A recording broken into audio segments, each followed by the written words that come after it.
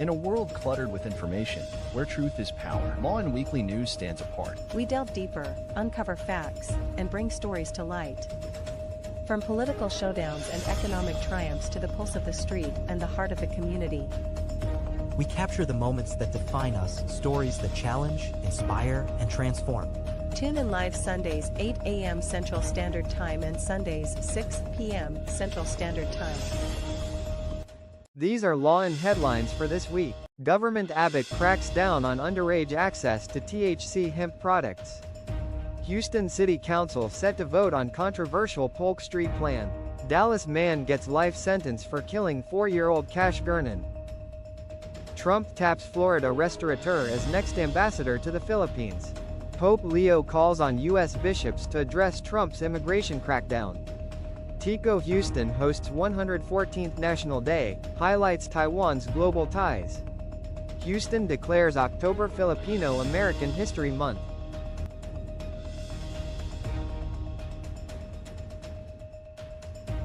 Good day, I am Neska, and tonight we bring you the latest stories in the United States of America, especially in the state of Texas. So sit back, relax, and let Lawin Weekly News be your guide to the news that matters most. Bexar County will start enforcing emissions testing for gasoline-powered vehicles on November 1st to address growing air pollution concerns.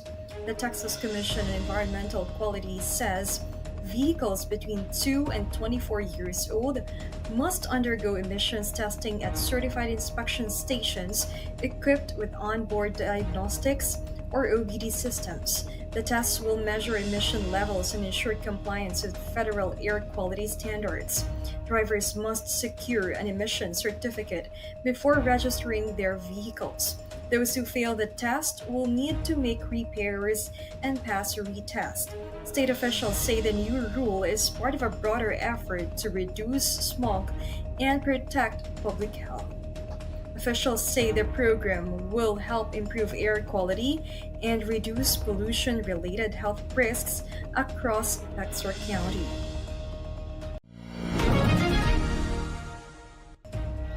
Governor Greg Abbott has ordered the Texas Department of Public Safety to enforce new age restrictions on hemp products containing THC across the state.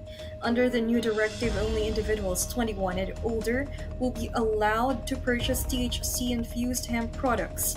DPS troopers are tasked with enforcing the rule, while the Texas Department of State Health Services will conduct inspections to ensure compliance. State officials say the policy is designed to keep hemp products out of the hands of minors and strengthen public safety. Houston City Council will soon vote on whether to close a section of Polk Street downtown to make way for the expansion of the George R. Brown Convention Center and TXDOT's I-45 overhaul. The proposal has sparked strong opposition from East End residents who fear the closure will further isolate the neighborhood from the rest of Houston. At Tuesday's City Hall meeting, residents urged council members to delay or reject the plan. Scott Singleton, a longtime East End resident, said the community supports growth but not at the expense of losing key routes to downtown. He and others pointed to previous developments, including the Convention Center, Soccer Stadium, and Minute Maid Park, as projects that already restricted neighborhood access. Residents also warned that closing Polk Street could disrupt travel for people attending events at the Toyota Center, Discovery Green, and the Convention Center. Houston First Corporation, which manages the George R. Brown Convention Center, said the closure is part of the North Houston Highway Improvement Project and supports the Convention Center's redevelopment. The group pledged to work with Houston Public Works to convert Leland Street into a two-way road within a year to ease traffic. City Council is expected to vote on the proposal in the coming weeks.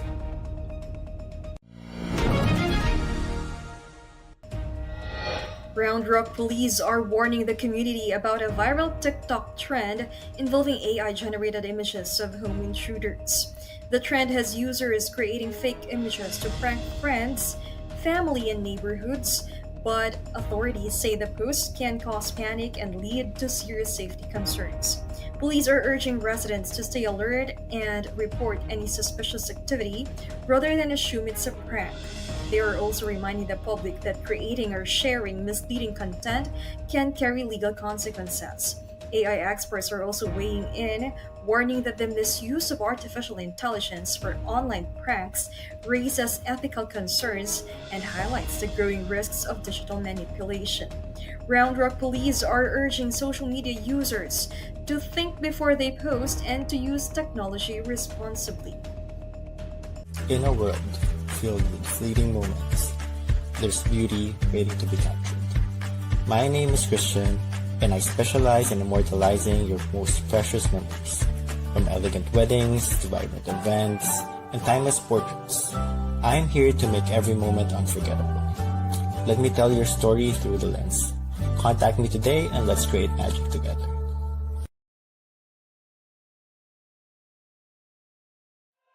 Journey to self-discovery and mastery. Be bold, why not? Season 6 with MJ Concepcion every Monday 8 p.m. CST. Don't miss out.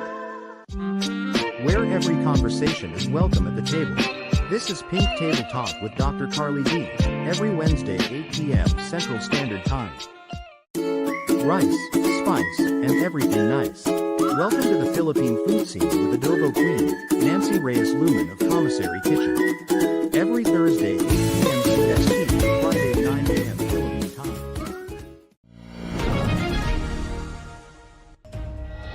The Austin City Council has approved the purchase of a $4.3 million property along I-35 near Altorf to build a new homeless navigation center. The measure passed in an 8-3 vote during Thursday's council meeting. The city has not yet selected the organization that will operate the facility, but council members discussed possible service partnerships and management models during deliberations. The center will provide housing assistance, job placement, and mental health support for individuals experiencing homelessness. City officials say the project is part of a broader effort to strengthen Austin's homelessness response system and connect more people with long-term support. They believe the new facility will play a key role in helping residents transition out of homelessness and into stability.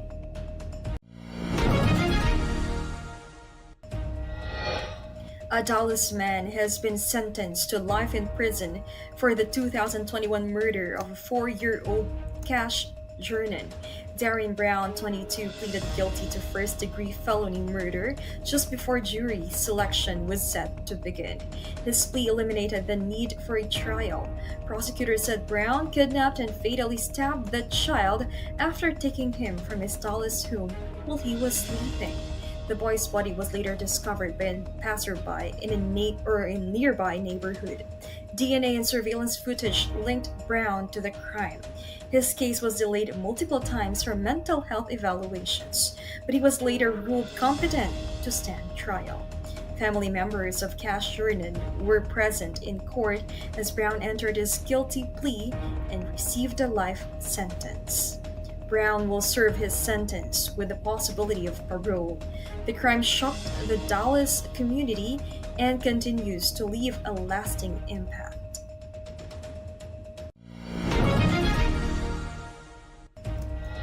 A research team at UT Health San Antonio is leading a groundbreaking study to better understand the experiences of Hispanic and Latino cancer survivors. The project, called Avanzando Caminos, or Leading Pathways, is under the direction of senior clinical research scientist Derek Rodriguez and aims to enroll 3,000 participants from South Texas and South Florida. Researchers are examining how biological, social, and mental health factors affect recovery and long-term quality of life. The goal is to identify the unique challenges Hispanic and Latino survivors face compared to non-Hispanic white populations. The team is gathering data on participants' health, lifestyle, and social environments to design targeted interventions that strengthen survivorship support in these communities. The study also explores how culture and psychosocial factors influence resilience, coping, and access to care. UT Health San Antonio continues to invite survivors in South Texas and South Florida to join the study.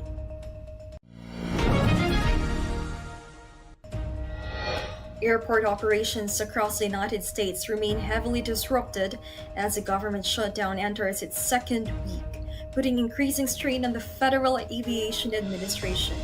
The shutdown, which began on September 28th, has caused widespread flight delays due to staffing shortages at air traffic control centers. FAA officials report that limited personnel have slowed airport operations nationwide, forcing controllers to manage heavier workloads under mounting pressure.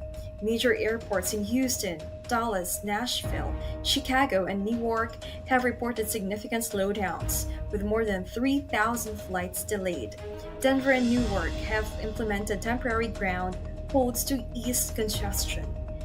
The FAA has activated contingency plans to maintain safety, but delays persist as essential workers continue without pay, raising concerns about fatigue and morale.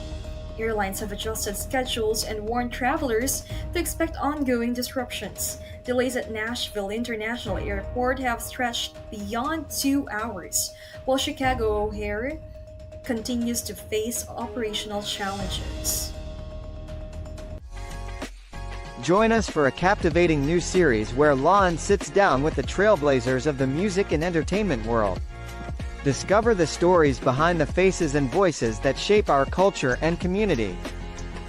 We will bring you exclusive interviews with industry legends and rising stars. Behind the scenes insights and get a peek into the creative processes and personal journeys. Artists and performers and their upcoming shows and events. Stay tuned for more updates and sneak peeks. Follow us on social media and subscribe to our channel.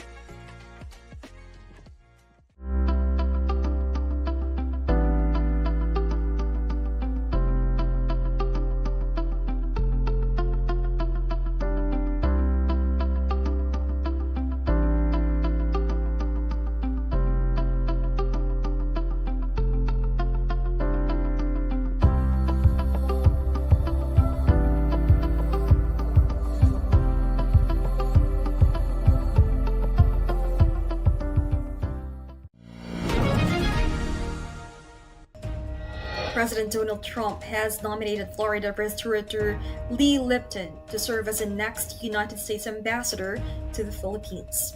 The White House announced the nomination on Wednesday, describing it as a key addition to the administration's diplomatic team. Lipton, who owns several restaurants in Florida, enters the nomination process as Washington seeks to strengthen its role in the Indo-Pacific region.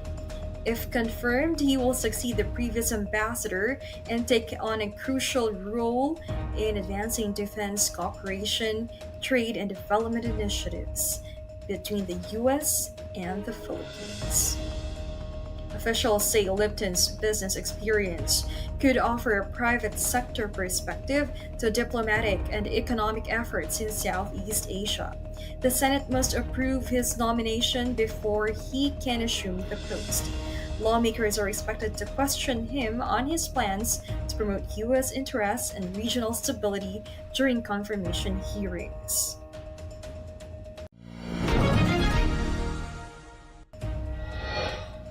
The Bureau of Internal Revenue has filed criminal complaints against Sarah and Curly Descaya for allegedly evading 7.18 billion peso in taxes.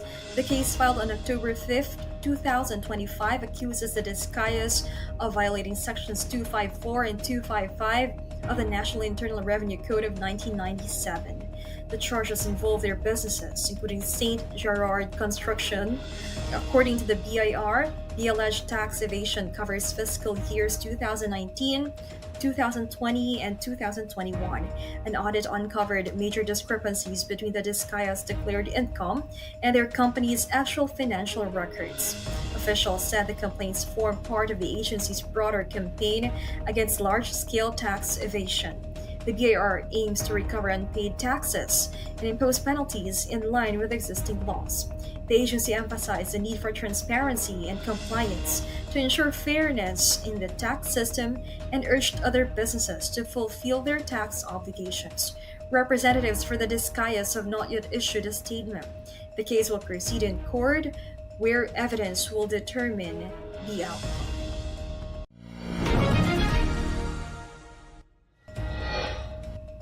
Pope Leo XIV has called on American bishops to take a stronger public stand on U.S. immigration policies under President Donald Trump. During a recent meeting at the Vatican, a Texas bishop shared letters from immigrant families describing their fear of detention and deportation. The family spoke of living in constant uncertainty and the pain of possible separation from loved ones under tighter immigration rules. Pope Leo urged compassion and encouraged church leaders to advocate for humane treatment of migrants and refugees. He reminded the bishops that the church has a moral responsibility to defend human dignity and protect vulnerable communities. Church leaders across the United States say they plan to strengthen advocacy and community support for affected families. Bishop Joseph Plotter, who attended the meeting, said the Pope's message reaffirmed the Church's mission to uphold compassion and justice.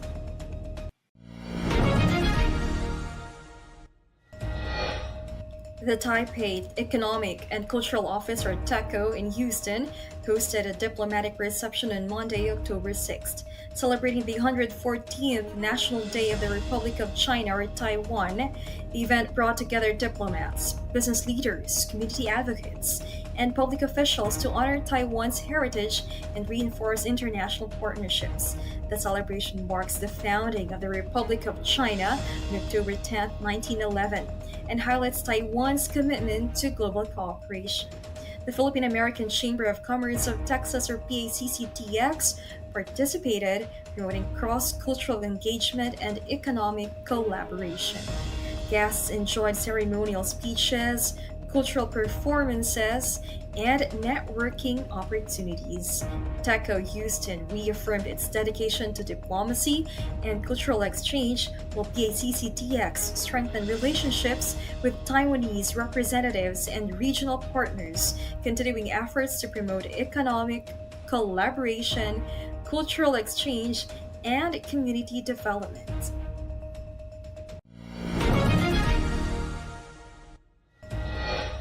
The Philippine Consulate General in Houston supported the Filipino-American National Historical Society Houston chapter in urging the city of Houston to recognize October as Filipino-American History Month. The members of the organization expressed support, recognizing October as a time to honor the history and contributions of Filipinos in Houston. Since 1992, the Filipino-American National Historical Society has observed Filipino-American History Month nationwide. The 2025 theme, From Quotas to Communities, Filipino-American Migration and Movement, celebrates the resilience and growth of the Filipino diaspora in the United States. Filing taxes, dealing with tax debt, or facing IRS actions is stressful, but you don't have to go it alone. Call 832-674-0829 or visit www.taxresolutionesq.com. For divorce and family law in Texas, Liggett Dizon Law Firm PC will guide you every step of the way. From initial consultation to detailed review of your case and strategic planning. We'll sit with you during negotiations or mediations, and represent you in court. Whether it is a family law, estate planning, or immigration, we will be there to guide through the final steps. So, leave your legal matters behind you and embrace your future. You can contact Liggett Dizon Law Firm PC at 346-5454-346 or visit DizonLawFirm.com. Miami Heat head coach Eric Spoelstra has emerged as the leading candidate to coach the U.S. men's basketball team in the 2027 FIBA World Cup in Qatar and the 2028 Summer Olympics in Los Angeles, according to sources. Spoelstra is expected to succeed Steve Kerr once negotiations with USA Basketball are finalized. Talks remain ongoing, but officials are confident the deal will move forward. A longtime member of Team USA's coaching staff, Spoelstra helped guide the team to gold at the 2024 Olympics. He is set to lead the national squad in its bid for a sixth straight Olympic title. Since taking over the Miami Heat in 2008, Spoelstra has captured 2 NBA championships and earned a reputation for strong leadership and consistency. USA Basketball has not issued an official announcement, but Spoelstra's appointment is expected soon, signaling a new chapter for Team USA ahead of the 2028 Los Angeles Games.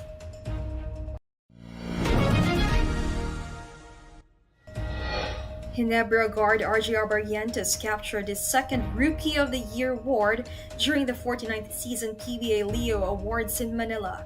Barrientos first earned the honor 2 years ago in the Korean Basketball League while playing for Ulsan Hyundai Movies Phoebus. He claimed the award after outperforming Rainer Shine's Kailan Johnson and Phoenix's Kai Balungay. The ceremony formed part of the PBA's annual recognition of the league's top performers. The event also saw Junmar Fajardo make history with his 9th MVP title, the most in PBA history. Barrientos said he hopes to lead Ginebra to a championship following his latest accolade.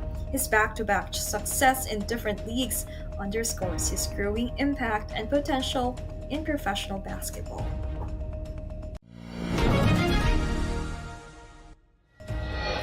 Taylor Swift's new single, The Fate of Ophelia, from her album The Life of a Showgirl, has broken Spotify's record for the most streams in a single week.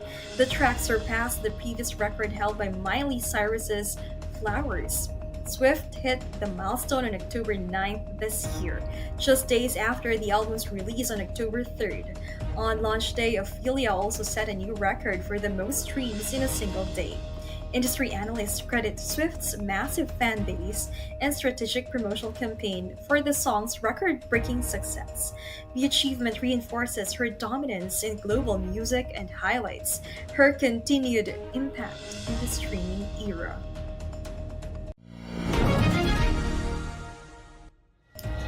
Actress Carla Abellana is set to marry her non-showbiz partner in December, according to veteran journalist Oji Diaz. Diaz shared that Abellana's fiancé serves as a chief medical officer at a private hospital. The couple reportedly rekindled their relationship years after dating in high school. In August, Abellana confirmed she was seeing someone and was open to love again. She was previously married to actor Tom Rodriguez, from whom she is now divorced. As we brace ourselves for the upcoming weather changes, let's dive into what you can expect day by day. Whether you're planning outdoor activities or just preparing for the week, we've got you covered with the most accurate forecast. Stay tuned with us as we take a closer look at the weather pattern that will impact our region. Remember, here at Lawin Weekly News, we bring you the clearest skies to the stormiest forecasts.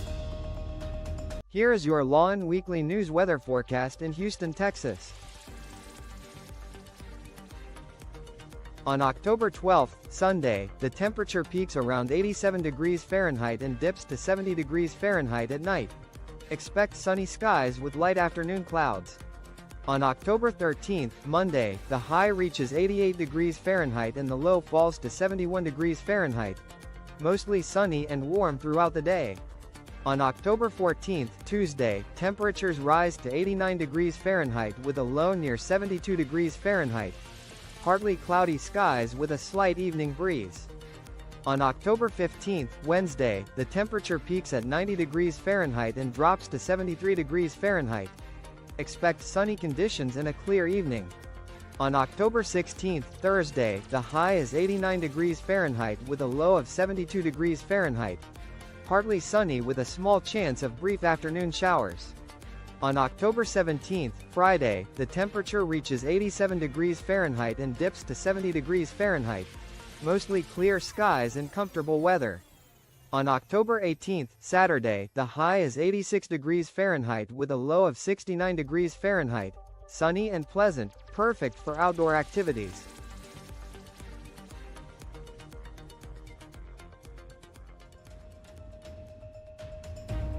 So those were the latest stories in Texas this week. I am Nazca Centino from Lawin Media Network. Have a great day. Lawin Weekly News. Tune in live Sundays 8 a.m. Central Standard Time and Sundays 6 p.m. Central Standard Time. Lawin Weekly News.